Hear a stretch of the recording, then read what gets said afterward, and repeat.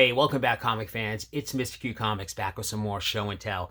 Today I have a fantastic stack of books, key books and golden age books that I picked up from the old school comic show that happened this past April 15th, 2023. It's a show that's put on by Little Giant Comics. It's happened, I feel like it's the fifth year they've done it. I went last year as well. May only be the fourth year, but I went last year and it was just a fantastic experience. I loved it. Met a ton of cool people. So many great books there. So I have been just waiting for this show, saving up my pennies, just knowing the quality of books that are there. So it is all comics and original art. There's not really any of your other traditional Comic Con type of stuff. It's just comics and art. Maybe like one toy vendor I saw that had actual vintage stuff. So Jason, the owner of Little Giant Comics, he brings in just amazing vendors from around the country. You know, there's Harley Yee's Rare Comics, Reese's Rares Comics, Metropolis Comics, just amazing books. I mean, every grail is there. You see AF-15 at multiple booths, multiple copies. It's just amazing. So I went in with like a checklist. I mean, I had a want list of stuff I was targeting that I had a feeling would be here. It'd be a great opportunity to find this stuff. And I definitely hit on a lot of those. And it's just a fantastic show as well because there's so many other, Instagram and YouTube community members there. I met a lot of great people. Everett Otto's always there. Got to see him again from Three Men in the Basement. Got to meet Mike from Lunch Money Comics, who I think a lot of you know. Just an absolutely fantastic channel and just a fantastic guy in person. A lot of other Instagram, members that you see there as well. So it's just a fantastic opportunity, and it'll be happening next spring as well. So if you are in the Northeast or willing to travel, I highly recommend checking out this show. So with that said, guys, I'm going to dive into the books. Before I do that, if you're a fan of haul videos, please go down below, hit the like button, hit subscribe, leave me some comments, let me know what you think about these books, and if you happen to be at the show as well. So, all right, I'm going to start with, a small book. And I think this is probably one of the lone modern books I picked up, but I have been looking for this. For those of you who watch my channel, I'm a huge fan of just cover art. Adam Hughes, Art Germ, Dave Stevens, stuff like that. So happen to come across this Red Sonja number 7 by Adam Hughes. I have been looking for this one. I found this for $3 and I'm drawing a blank. I think the vendor's name was Jimmy Talbot. I didn't know this was actually I think it's an incentive foil variant. It wasn't the regular cover, so he had it at his bins for $3. I couldn't find any other covers that I was looking for, and this was something I found towards the end of the show. I had been digging for the golden age and big keys that I was looking for, so super happy to find this. This is a really nice copy. I think it was $3, so awesome find there. All right, next one I picked up. I believe this vendor was called Basement Comics. They had a ton of stuff, and there were so many booths with just great stuff, and it was really tough to... I immediately got overwhelmed, started blanking on what I was focusing on. You feel the urge to pull the trigger on a big book immediately, and I had to resist the urge and walk the floor and really think through what I wanted to put my money into. But they had this beautiful, it's not beautiful, it is beat to hell, let's be honest, but it presents really well. A copy of Planet Comics 49. They had a nicer copy that actually didn't present as well, but this one is stapled and taped, but the artwork is bright. It's complete around the edges, so it's definitely in the fair range. The other copy they had that was in better shape was all faded, which I find a lot with these Planet Comics issues. And when I'm buying low grade stuff, I'd rather have the artwork that presents well. So it's a fair copy probably at best because it's got multiple staples and it's completely taped up. But it is complete. I think it was like $80. So this is a very cool Joe Doolin cover from 1947. So very happy to add that into my Planet Comics run. I was looking at a ton of other covers at this vendor. They had a bunch of LB Cole stuff. I met a couple other LB Cole collectors there who were kind of, educating me. That's one of the things I love about this show. There's so many golden age collectors, and every time I'm hunting, I get to meet these people who are far more experienced in golden age than me and just kind of get the stuff they like to hunt and all of that. And it's just a really fun experience. So very happy with that one. This is a local shop, fairly local to me in the Northeast. I have not hit up. They're a big dealer, Super World Comics. I think they're right out of Worcester. So they do a lot of Instagram sales, but they had a great booth as well. And I picked up a couple of books, again, towards the end of the show with these guys. I grabbed this copy of Astonishing, number 29. This is a very cool copy, very cool cover by Bill Everett, I put 1964 Atlas, but that's wrong. It's going to be 1946. I don't know. I screwed up the date, but super cool cover. I'm drawing a blank. There's one, the guy getting melted. That was the one that was on my want list, and I'm totally drawing a blank what issue that is. But this is fair. This is complete, but I didn't realize it's super brittle.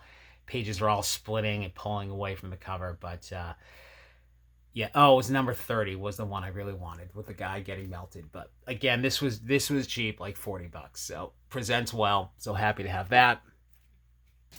And I grabbed a copy of Piracy #1 from them as well. This is pretty decent copy, probably VG fine range. This is a Wally Wood cover from 1954. It's EC Comics, but this is about, I think, a month or two after the implementation of the Comics Code Authority. But there's a couple of series like Valor, a couple of war series as well that happened after the Comics Code Authority when they had to kind of change format. Definitely not nearly as highly sought after, but it's great Wally Wood art. This one presents well. Nice little date stamp there. So I think it was like $120. So very happy with that. All right, now we're going to start diving into the bigger books. Those were already great books, but right out of the gate, I wanted to hit up a local vendor. I'll give him a shout out here. It's Dark Raven Comics. He is local to me. We're up in Maine. I say local. Maine's a big state, so he's probably about 3 hours north of me, up on the mid coast. I'm not actually sure where he's at, but he sells a ton on Instagram. I've bought from him in the past.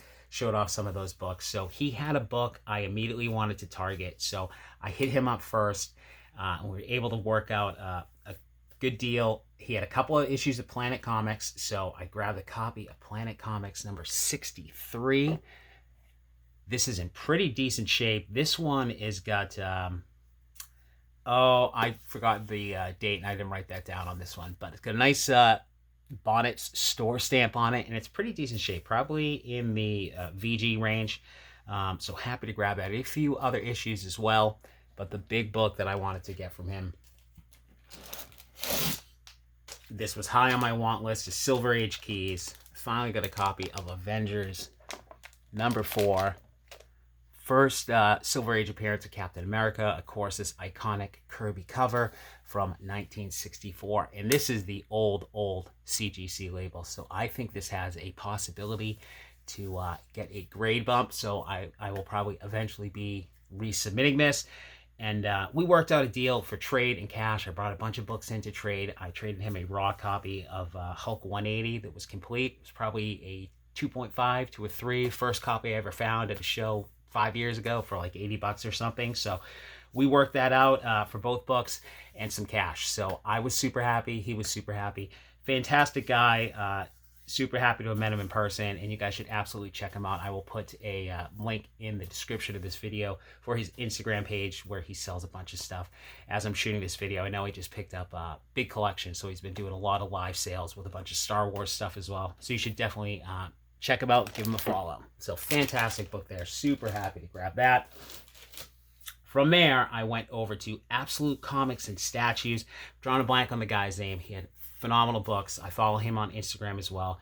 I think they primarily sell on eBay. That's their big format, but he does shows as well. So spent a while there because I was really indecisive. He had a ton of Spidey keys, and I was looking to add another big Spidey book into the PC that I needed. So again, I had a stack of slabs that I brought for trade, a couple of raw books, and we were able to work out, to me, a fair trade. A little bit of cash as well, but I was able to walk away with Amazing Spider-Man #4, first appearance of the Sandman. Again, another old CGC label, not the old one, but looks like it has the possibility to be cleaned and pressed. I was really looking at #3, but I felt like the price he wanted for #3 was a little too high, and it was more flexible on this #4. So I traded away 4 slabs. I had a Batman 251, and I'm drawing a blank. I think it was a 4.0 low grade. I had an Iron Man #1 in a CGC 3.5. I had an FF49 in a CGC 4.0. Then I had an FF53 in a CGC 8.5. So, and I kicked in a couple $100 cash. So I feel like it was a pretty fair trade. For me, the way I looked at it is those were nice key books, but the money I had into those was all well under FMV. So to me, I walked away with a huge Spidey book that I needed with only a couple $100 out of pocket. So that was a fair trade for me. Super happy to get this. I mean, this is a really solid copy. Definitely has a little bit of a spine roll that can be fixed. It's not my favorite of the Spidey, the early Spidey covers by Ditko, but it's a huge Spidey villain. So super happy to add this in. I've got just a handful of Spidey books to complete the run. So very happy to have checked another major Spidey key off of the list. All right, next up. All right, this is a fantastic vendor. I think he's out of Cape Cod. I've run into him before. Local shows that my local shop, Casablanca Comics, used to put on years ago at the Portland Expo in Portland, Maine. And he would be up there, and he'd be one of the top vendors. Tons of keys, just fantastic deals. Always willing to work with you, especially on cash. So he had a small booth. I'm drawing a blank on his name, but again, I'm going to put the link to his, I think I found an Instagram page for him, so I will put that up. As I will with every vendor here. I will put the links to what info I have for them. But small booth, and I had, Frank Frazetta high on my want list of books I wanted to target. I had a few on the list that were just astronomical, golden age type of grails. But first I went in there, we'll do the smaller books. I was able to pick up a very cool J. Scott Campbell cover. We've got Fathom #1. I've wanted this one for a while, but I don't usually like to pay up on eBay for these types of books. So this is a pretty sharp copy. I think he had it like $25. So I'm always happy to find them in person, especially at conventions and guys I like buying from and pay up. It's probably about what it's worth. You could probably find it cheaper if you're patient, but very happy to add that J. Scott Campbell cover. And this is just a phenomenal Bernie Wrightson cover from '71. I don't know that I had ever even seen this. I think I saw it a couple times on the show floor, but it is Weird Mystery Tales #4. Just that awesome, the dark Bernie Wrightson cover with all the shadow, and it's just so eerie and creepy. And I bumped into another guy who saw me buying this, telling me the book is just phenomenal artwork, cover to cover, full of Wrightson artwork. So looking forward to checking it out here. And then the big book that I got from him, which was priced really great. He basically threw in the other two books when I bought this one. We have got Weird Science Fantasy #29, EC Comics 1955, and this is just an awesome Frank Frazetta cover. So he had this, again, it was a smaller one booth setup, and he had this tucked in the back corner. And I almost missed it. And then I'm glad I did a double take. I was looking at some of his other wall books, and boom, it was there. I think he had it listed at I can't remember, 700 or something.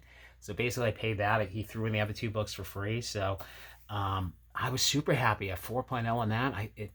When I looked it up, it seemed like it was under FMV. Just really, it's got some discoloration from water damage. But other than that, still presents beautifully. Just an amazing book. Awesome classic cover, atomic explosion panels, and this is the last pre-code issue, so very cool. Very happy to find that. All right, from there, and this is where I got a couple of the real big books. I went over to Terry's Comics, who I bought from last year as well. I think Terry's Comics is out of California. Really cool guy, just lets you come in the back of the booth. He's got so many amazing books, and his booth is organized. It's not like it's all grouped together. You got to dig, because stuff can be he'll have new stuff in the front, but you can find more of the same stuff in the back bin. So I spend a lot of time at Terry's Comics. I couldn't make up my mind, so I ended up going back and pulling the trigger on a couple books that I really wanted, and luckily they were still there. I really had on my want list an L.B. Cole cover. A big L.B. Cole book is what I was looking to get.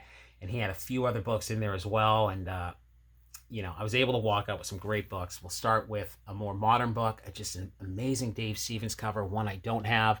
Paid up for this one. It's Sheena, Queen of the Jungle 3D #1. Really sharp copy. Probably VF near mint range.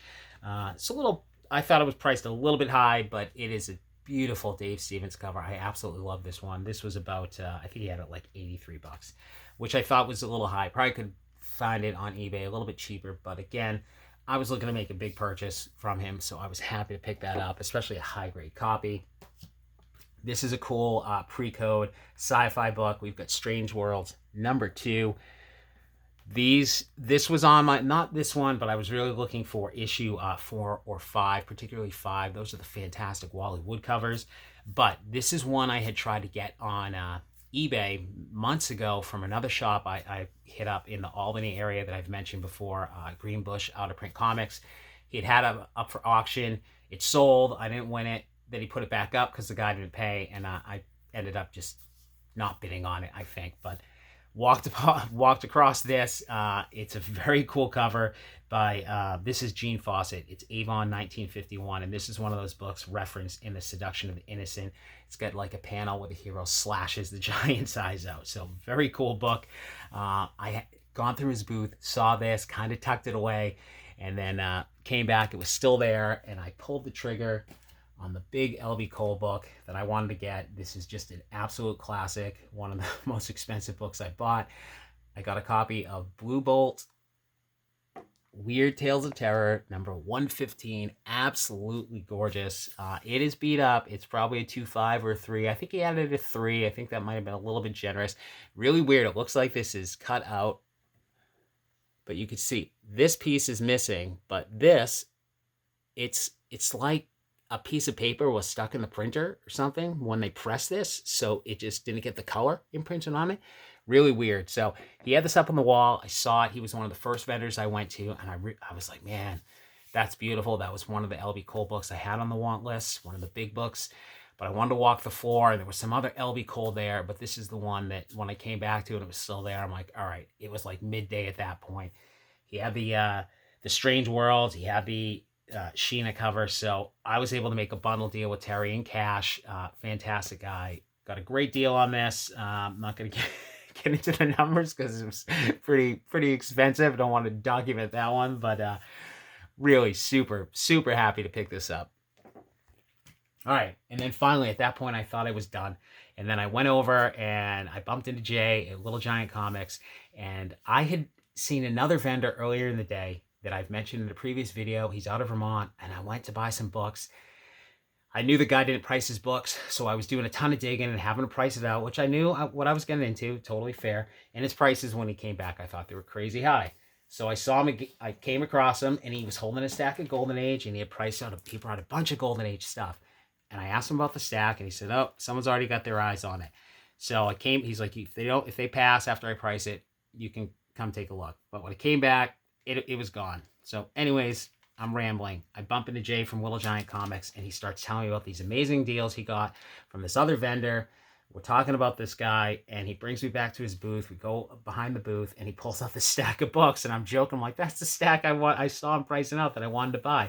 So Jay just marked it up a little bit. He's like, here, go through them. I picked up a stack. You know, he tacked on a little bit, and he let me have the stack of books, which I thought was fantastic because the vendor had priced them to me like way underpriced. So it sounds like a ton of the other dealers got in before the show opened, and they bought a ton of the Golden Age stuff he had, because he had some amazing books. I think he had like a Batman 12 or something. I mean, he had some crazy books. So I got a stack from Jay, totally unexpected. I thought I was walking out of the show doing pretty good, and then I came across this, and I had a lot of World War II stuff was on the list. Some Alex Schoenberg, and this stack was quite a few Schoenbergs, or at least a few Schoenbergs. So we'll start with Military Comics, number 17.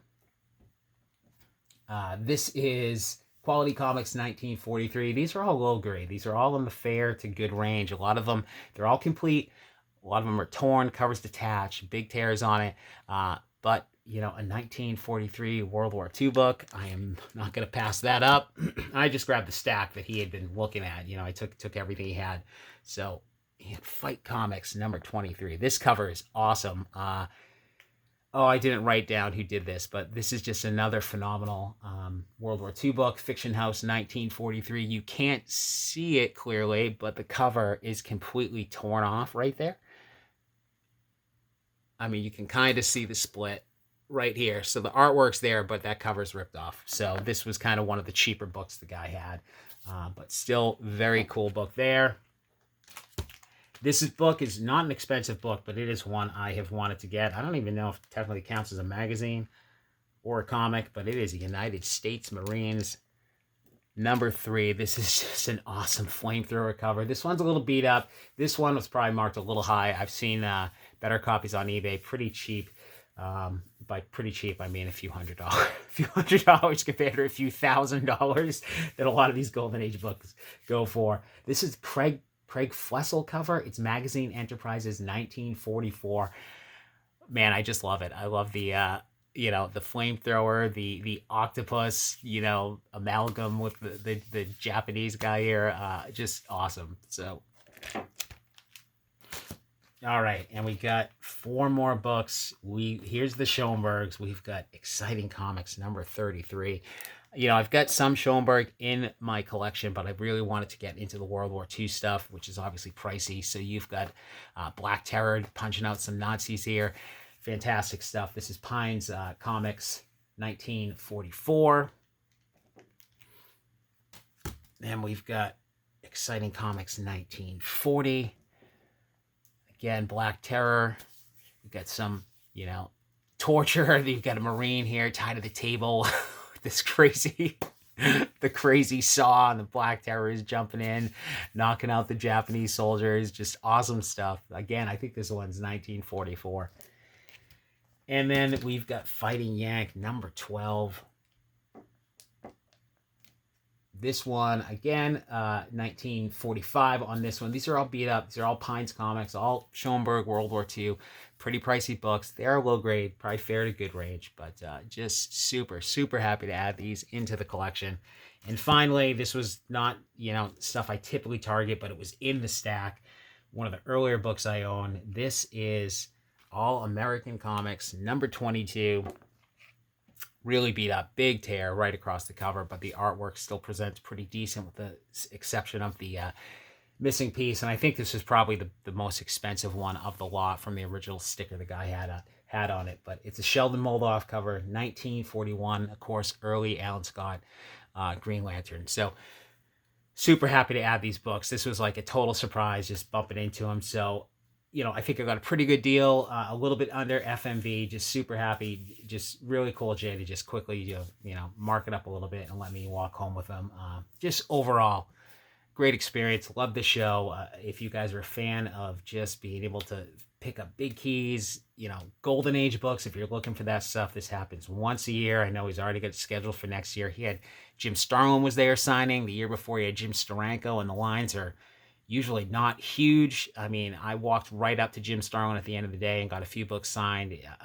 There was no one there. He was just hanging out, and I think it was like $20, $15, $20, something like that. Really cheap. The entry fee is like $15. It's not like a 3-day convention where you're going to spend $100+ for, a 3-day pass. And I think this show has more quality books than a lot of those other shows. So I don't do a ton of shows, but that's just my opinion. So that is it for the haul, guys. I hope you enjoyed it.